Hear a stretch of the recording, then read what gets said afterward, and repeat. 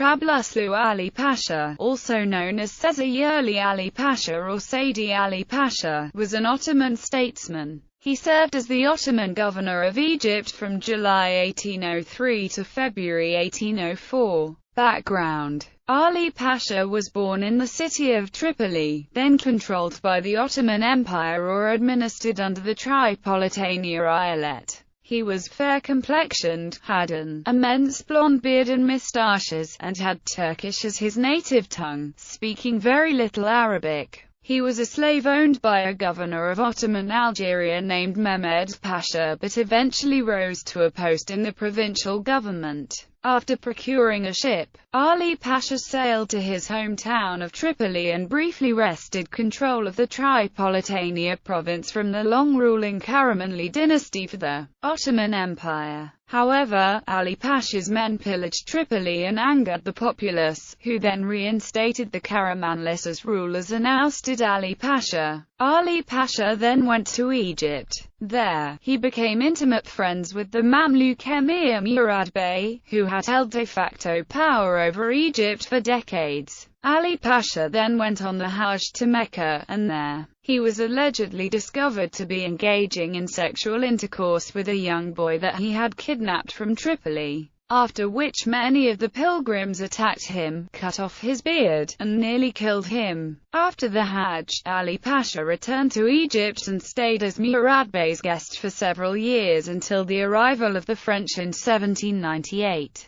He fought with the Mamluk emirs against the French and escaped with them to southern Egypt during the French rule. He then returned to Istanbul, the Ottoman capital. After hearing about the overthrow of the governor Koka Husrev Mehmed Pasha in 1803, Ali Pasha asked to be made the governor of Egypt, even though it appeared as though the Albanian troops had taken control of the province from the Ottomans. Thus, in June 1803, he became a vizier and was appointed the Ottoman governor of Egypt. Governorship of Egypt. At the time that Ali Pasha was appointed governor in 1803, Egypt had come under the rule and influence of Ottoman Albanian troops originally sent by the Ottoman Sultan in 1801 to fight against the French invasion of Ottoman Egypt under Napoleon, which had occurred in 1798. Although successful in ousting the French with significant help from the British, the Albanian troops, led by Muhammad Ali, chose to remain in Egypt and gain influence for themselves. Playing both long warring factions in Egypt against each other, the Albanians gained power. The Ottoman Sultan Selim III instructed Ali Pasha to oust the Albanians and the Mamluks and take back Ottoman control of the province. When Ali Pasha arrived in Egypt in July 1803, he found that the Mamluk emir Ibrahim Bey was ruling it as Kaymakam, although real power lay with Muhammad Ali. Interestingly, Ibrahim Bey was also the lifelong career partner of Ali Pasha's friend Murad Bey, with whom he made up the duumvirate that held effective rule over Egypt for decades. Muhammad Ali refused to recognize Ali Pasha's governorship, and thus, Ali Pasha governed from Alexandria in the north while Ibrahim Bey governed from Cairo, the capital, in the south. The town and its commander were successfully captured by al-Badisi, who then proposed to proceed against Alexandria. His troops, however, demanded back pay which he was unable to provide.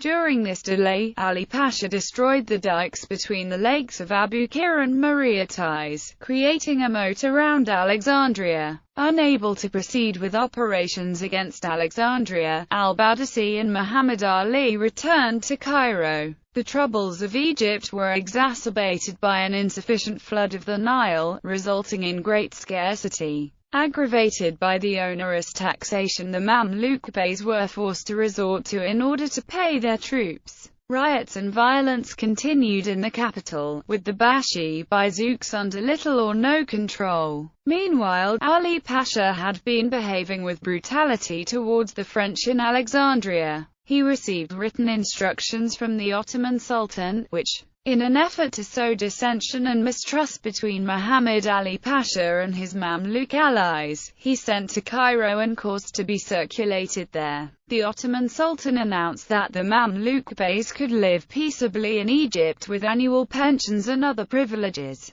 provided the government returned to the hands of the Turkish governor. To this, many of the beys assented, and in the process opened a rift with Muhammad Ali and the Albanians. The Mamluks had already been suspicious of their Albanian allies, having previously intercepted letters addressed to them from Ali Pasha, endeavoring to win their alliance as well. Ali Pasha advanced towards Cairo with 3,000 men to discuss his resumption of control. The forces of the beys, still with Muhammad Ali Pasha and their Albanian allies, advanced to meet Ali Pasha at Shalakan, forcing the Ottoman governor to fall back on a place called Zufata. At this point, the Albanians managed to seize Ali Pasha's transport boats, capturing soldiers, servants, ammunition, and baggage. They then demanded to know why he had brought such a large host with him, contrary to both custom and a prior warning to not do so. Finding his advance blocked, reluctant to retreat with his forces to Alexandria, and being surrounded by the enemy in any case,